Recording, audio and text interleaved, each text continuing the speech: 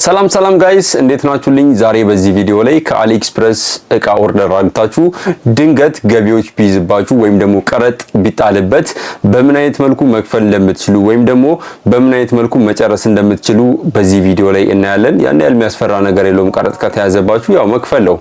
ነገር ግን ምን ያህል ነው የሚለውንም በዚህ ቪዲዮ ላይ እናያለን። እኔ አንድ ፕሮዳክት አዝዤ ከዚህ በፊት ቀረጥ ተጥሎብኝ ክፍያ ከፍያለሁ። ምን ያህል ፐርሰንት እንደምትከፍሉ ለምን እንደምትከፍሉም በዚህ ቪዲዮ ላይ ትንሽ ጨረፍ አድርገን የምናይ ይሆናል። ከዛ ባለፈ ምናልባት ከአሊኤክስፕረስ እቃ ኦርደር የምታደርጉ ከሆነ ለእናንተ የሚጠቅም አዲስ የቴሌግራም ግሩፕ ክሬት ስላደረኩኝ በምን አይነት መልኩ የቴሌግራም ግሩፑን ጆይን ማድረግ እንደምትችሉ በምን አይነት መልኩ እርስ በርስ እንደምንረዳዳ በዚህ ቪዲዮ ላይ እስከ መጨረሻው ከተከታተላችሁ ማግኘት ትችላላችሁ። እስከ መጨረሻው መከታተል እንዳትረሱ።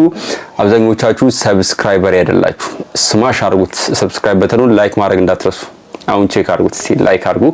ጥያቄ ካላችሁ ኮሜንት ሴክሽን ላይ ድሮፕ አድርጉልኝ። በተቻለኝ አቅም ጥያቄዎችን ለመመለስ እየሞከርኩኝ ስለሆነ ኮሜንት ሴክሽን ኦልዌይስ መልስ ያገኛል ማለት ነው።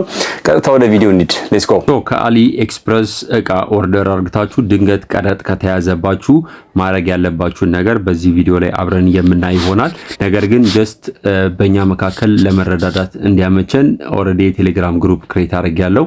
እዛ ቴሌግራም ግሩፕ ላይ ቀረጥ የተጣለባችሁ ልጆች ምን አይነት ፕሮዳክት ላይ ምን አይነት ቀረጥ እንደተጣለባችሁ ምን ያህል ቀረጥ እንደተጣለባችሁ ኮሙኒኬት እናደርጋለን። ቀረጥ ፍሪ የሆኑ ደግሞ እቃዎች ካሉ እዛው ቴሌግራም ግሩፕ ላይ እርስ በርስ እየተመካከርን የምናወራ ይሆናል። ምናልባት ያስቸግሩ ሌሎች ችግሮች ካሉ እነሱን በምን አይነት መልኩ ሶልቭ እንደምናደርግ የሚያስችለን ቴሌግራም ግሩፕ ኦልሬዲ ክሬት አድርጌያለሁ። ሊንኩን በምን አይነት መልኩ እንደምታገኙት በዚህ ቪዲዮ ላይ አሳያችኋለሁ። እስከ መጨረሻው ተከታተሉኝ። ቪዲዮ ላይክ ማድረግ እንዳትረሱ። ሶስት እቃዎችን አስመጥቼ ነበር። ከሶስቱ እቃዎች ውስጥ ሶስቱም እቃ ቀረጥ ተጥሎብኛል። አንደኛው ይሄ ማሳጅ ገኑ ነው። ይሄ ቀረጥ የተጣለበት ነው። ልንገራችሁና በምን አይነት መልኩ ማስጨረስ እንደምትችሉ ደግሞ ነግራችኋለሁ። ሁለተኛ ቀረጥ የተጣለበት ደግሞ እኔ ያስመጣሁት ይሄ ኡላንዚ A100 ዋየርለስ ማይክሮፎን ነው። ሶስተኛ ደግሞ ቀረጥ የተጣለበት የካሜራ አርም ነው። ይሄኛው የካሜራ አርም ነው ማለት ነው። እኔ ስገዛው ወደ 20 ምናምን ነበር። ይሄ አክቹአሊ ይሄ ኤግዛክትሊ ይሄ አይደለም። ነገር ግን እኔ ስገዛው ወደ 20 ምናምን ዶላር ነው የገዛሁት አይ ቲንክ።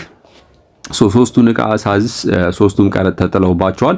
ቀረጥ ግን ሲጣልባችሁ ሁለት አይነት ቀረጥ ኦፕሽኖች አሉ። አንደኛው ፈቃድ የሚፈልጉና ፈቃድ የማይፈልጉ ፕሮዳክቶች አሉ። ለምሳሌ ይሄ ማሳጅ ገን ምንም አይነት ፈቃድ አይጠይቅም።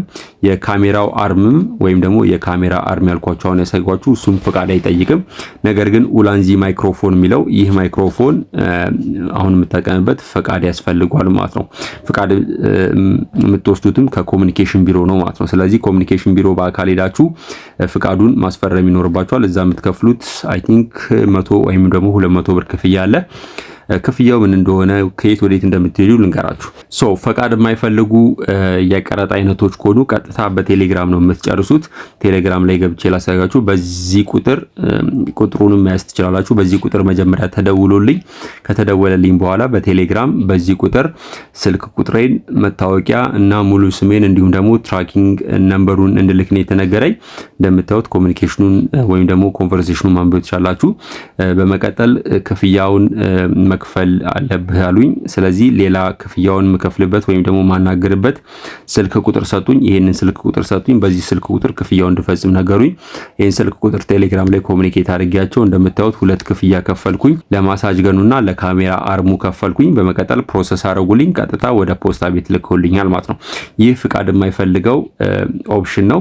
ፍቃድ የሚፈልግ ደግሞ ፕሮዳክቶች ከሆኑ ለምሳሌ ማይክሮፎን ከኮሙኒኬሽን ቢሮ ፍቃድ ይፈልጋል። ስለዚህ ፍቃድ ሊኖራችሁ ይገባል ማለት ነው። ስለዚህ በአካል አዲስ አበባ መሄድ አለባችሁ። ከአዲስ አበባ ውጭ የሆናችሁ ሰዎች፣ አዲስ አበባ ያላችሁ ሰዎች ደግሞ ኦፊሶች ሄዳችሁ ማስፈራሪያ ይኖርባችኋል ማለት ነው። ውክልና ለሰው መስጠት ይቻላል። ውክልና መስጠት የምትችሉበትንም ሪኳየርመንት እዚሁ ቀደም ባሳይጓችሁ ስልክ ቁጥር ሰዎቹን መጠየቅ ትችላላችሁ፣ በምን አይነት መልኩ ውክልና እንደምትሰጡ። ምንድነው የምታደርጉት? ፎር ኤግዛምፕል እኔ ይሄንን ማይክሮፎን ሳስመጣ የሄድኩትን ፕሮሰስ ልንገራችሁ። መጀመሪያ ዋናው ፖስታ ቤት ትሄዳላችሁ። ሜክሲኮ ብሔራዊ ቲያትር ፊት ለፊት ያለው ፖስታ ቤት ትሄዳላችሁ፣ ዋናው ፖስታ ቤት። በመቀጠል እዛ ደብዳቤ ይሰጧችኋል። ደብዳቤ ከተሰጣችሁ በኋላ ቀጥታ የምትሄዱት ኮሙኒኬሽን ቢሮ ነው። ኮሙኒኬሽን ቢሮ ኮሚኒኬሽን ቢሮ ከሄዳችሁ በኋላ ይህንን ፈቃድ ይሰጧቸዋል። እንደምታዩት አገር ውስጥ እንዲገባ ስለተፈቀደለት ዋየርለስ ማይክሮፎን ይህንን ስታስወጡ ወደ 200 ኦር 100 ብር ትከፍላላችሁ። እንደምታዩት የኔ ስም እዚህ ጋር አለ። ይህንን ፈቃድ ከሰጧችሁ በኋላ ቀጥታ የምትሄዱት ምንድነው ይህን ፈቃድ ከጨረሳችሁ በኋላ አየር መንገድ ካርጎ ነው የምትሄዱት። ካርጎ ከሄዳችሁ በኋላ ቢሮ ቁጥር 17 ትገቡና እቃው እዚህ መኖር አለመኖሩን ቼክ ታደርጋላችሁ። እቃው ገብቷል ከተባለ አይ ቲንክ ካልተሳሳትኩኝ ካርጎ ነምበር ቁጥር 7 ወይም 17 ካርጎ ነምበር 17 ቁጥር ላይ ትሄዳላችሁ፣ ኦር 7 ላይ ትሄዳላችሁ። ካርጎ ነምበር ይነግሯችኋል። እዛ ትሄዱና ምንድነው የምታደርጉት ፕሮፐር የሆነውን የታክስ ክፍያ ትከፍላላችሁ። በባንክ እንድትከፍሉ ይጠይቋችኋል። እዛው በባንክ ከፍላችሁ ደረሰኙን ይሰጧችኋል ማለት ነው። እኔ የተቀበልኩትን ደረሰኝ ላሳጋችሁ ጋለሪ ውስጥ ስላለ ማለት ነው። እንድከፍል የተጠየቁት አማውንት 1615 ብር ነው። ይህ ለማይክሮፎን ለዋየርለስ ማይክሮፎን የተጠየቁት ነው። ፌር ነው ፕራይሱ? ያ ምንም አይልም፣ ፌር ነው፣ ፌር ነው ፕራይሱ። ከዚህም በላይ ወርስ የሆነ ፔመንት ስላየው ማለት ነው። መጸለይ ብቻ ነው፣ ሌላ ምንም ኦፕሽን የለም። ካልኩሌት አድርገው ምናምን ይሰጧቸዋል። ካልኩሌት የሚያደርጉላችሁ አንደኛ ፎቅ ላይ ካርጎ ቁጥር 17 አንደኛ ፎቅ ላይ 6 ቁጥር ቢሮ ቁጥር 6 ቁጥር ላይ ያደርጉላችኋል። እንድትከፍሉ ከጠየቃችሁ በኋላ ቀጥታ የምታወራሩበት እዛው 6 ቁጥር አጠገብ ሌላ ኦፊስ አለ። እዛው ይነግሯቸዋል። ያን ያህል ኮንፊውዚንግ አይደለም። ይሄንን ደረሰኝ ይሰጧቸዋል። ይሄን ደረሰኝ ይዛችሁ እዛው 17 ቁጥር ግራውንድ ላይ ትሄዱና ይሄንን ትሰጡታላችሁ።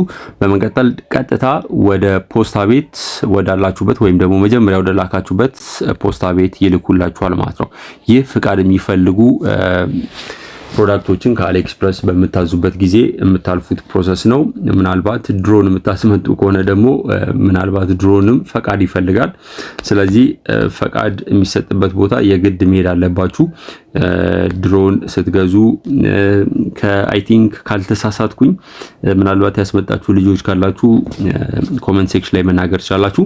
ካልተሳሳትኩኝ የኢንሳ ወይም ደግሞ የኢትዮጵያ መረብ ደህንነት እንደዛ ምናምን ሄዳችሁ ፈቃድ ልታጽፉ ይገባል ማለት ነው። እዛ ፈቃድ ካጻፋችሁ በኋላ ተመሳሳይ ፕሮሰሶችን ታልፋላችሁ። ወደ ካርጎ እየገባችሁና በዛ መልኩ መጨረስ ትችላላችሁ። ምናልባት ይሄ ቪዲዮ ምርጥ ላይ ካገኘ አሪፍ ላይ ካገኘ ቀጥታ በምን አይነት መልኩ ድሮን አዝጄ ፕሮሰሱን አብረን የምናይ ይሆናል ማለት ነው። ይሄ ቪዲዮ በቂ ላይክ ካገኘ ወይም ደግሞ ከ2000 ላይክ በላይ ካገኘ ድሮን ገዝቼ ደግሞ ፕሮሰሱን አብረን የምናይ ይሆናል። ዶክመንትም አረጋላችኋለሁ ማለት ነው። በስተመጨረሻም ከታክስ ነፃ የሆኑ ወይም ደግሞ ከቀረጥ ነፃ የሆኑ ፕሮዳክቶችን ሼር የምናረግበት እንዲሁም ደግሞ አንዳንድ ያጋጠመንን ፕሮብሌሞች ሶልቭ የምናረግበት ግሩፕ ኦልሬዲ ክሬት አድርጌያለሁ። ጀስት ቴሌግራም ላይ ገብታችሁ አሊ አት ብላችሁ ከጻፋችሁ በኋላ አሊ ኢትዮጵያ ብላችሁ ሰርች አድርጉ። በመቀጠል አሊኤክስፕረስ ፎረም የሚል አለ። እሱ ላይ ገብታችሁ አብረን ኮሙኒኬት ማድረግ እንችላለን። ቀረጥ የጣለበት እቃዎች ምናልባት ኦርደር ካረጋችሁ ኢንፎርም አድርጉን። ምናልባት ቀረጥ ያልተጣለበት እቃ ካለበት ደግሞ እኔም በበኩሌ ኢንፎርም አረጋችኋለሁ። ምናልባት አንዳንድ ያስቸገረን ፕሮብሌሞች ካሉ አብረን እዛ ላይ የምናይ ይሆናል። በጣም ስለደከመኝ ዛሬ ድምጼም ትንሽ ቀነስ ብሏል። ቪዲዮ ከተመቻችሁ ላይክ ማድረግ እንዳትረሱ። አሊኤክስፕረስ ፎረም ላይ እንገናኝ።